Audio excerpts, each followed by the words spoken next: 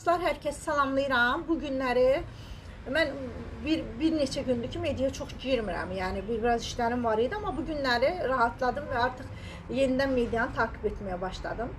Və gördüm ki, Aynur Ergünəş Azərbaycanın tanınmış jurnalistlərindən, haqq səsinin carçılarından və Azərbaycan mediasında uzun illərdir olan və öz dəstə xətti olan Aynur hazırda həbsdədir və həbsdə kanser xəstəsi, onlar kanser xərçəng xəstəliyi diaqnozu qoyulub və mən hesab edirəm ki, əvvəl Zeynalda olduğu kimi indi də bütün jurnalistlər bizlər bir araya gəlib imza toplayıb Azərbaycan prezidentinə və xanımına göndərməliyik. Çünki bunun qadın erkək olmasına əlaqəsi yoxdur. Ümumiyyətlə içəridə kanser tədavisi, yəni xərçəng xəstəliyinin tədavisi mümkün deyil.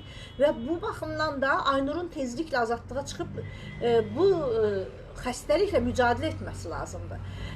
Ümumiyyətcə, Azərbaycanda həbs edilən jurnalistlərin azad edilməsi lazımdır. Baxın, dostlar, bu dəqiqə Avropa Birliyi, müxtəlif təşkilatlar, müxtəlif örgütlər Azərbaycana qarşı yenə səlib yürüyüşünə başlayıblar.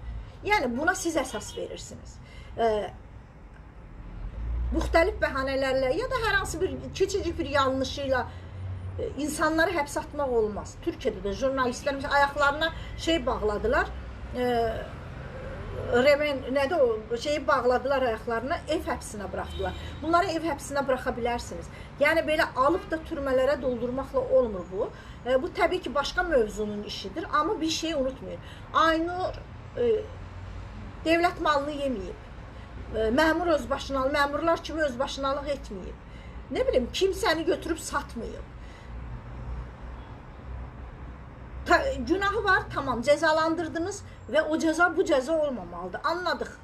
Tamam, məhkəmə qərarı ilə deyirsiniz, bunu belə yapdınız ki, mən Azərbaycandakı məhkəmələrin də çoxuna inanmıram, amma bu dəqiqə bunun məsələsi deyil və ələşdirmək, hazırda ələşdirəcəyimiz o qədər şey var, bəli, amma hazırda Aynurun həbsdən azad edilib, bu xəstəliklə mücadilə aparması şərtdir və biz əvəzdə də bunu etdik. Hətta mən də o müraciətə qatıldım və təbii ki, qatılmamaq kimi bir şeyim də yox idi. Çünki mən də bu mobbingləri və bu çətinliklərin olduğunu Azərbaycanda olarkən yaşamışdım və maalesef tək buraxılmışdım. Amma o yüzden də özümə söz vermişəm. Düşmənim də olsa, zordadırsa və bu cür olaylarla qarşılaşıbsa yanında olacağım və sonuna qədər dəstək verəcəm. Çünki başına gələn başmaqçı olar və bir başmaqçı olaraq da sizə deyirəm ki, Aynurla bağlı heç düşünmədən, o mənlə eyni düşüncədə deyil, aman o müxalifətdir, mən iqtidarım, aman o iqtidardır, mən müxalifətəm deməyəcəksiniz. Bu tamamen insani bir məsələdir və hamımız bir insan olaraq bu daşın altına əlimizi qoymalıyıq və buradan mən dövlət başçısına müraciət edirəm, amma bu müraciətimizin çatması üçün də birlikdə imza atmamız lazım. Aynurun tezliklə azadlığa çıxması üçün, ümumiyyətlə bütün oradakı xanımların və bəylərin azad. Təbii ki, günah olanlar, devlətə xəyanət edənlər, nə bilim, hansısa erməni təşkilatını işləyənlər, mən ümumiyyətlə onların azad olunmasını istəmirəm. Amma mənim əskərimə qurşun sıxıb Xocalını yapan bir terroristi buraxa biliriksə, demək Aynuru da buraxa bilərik.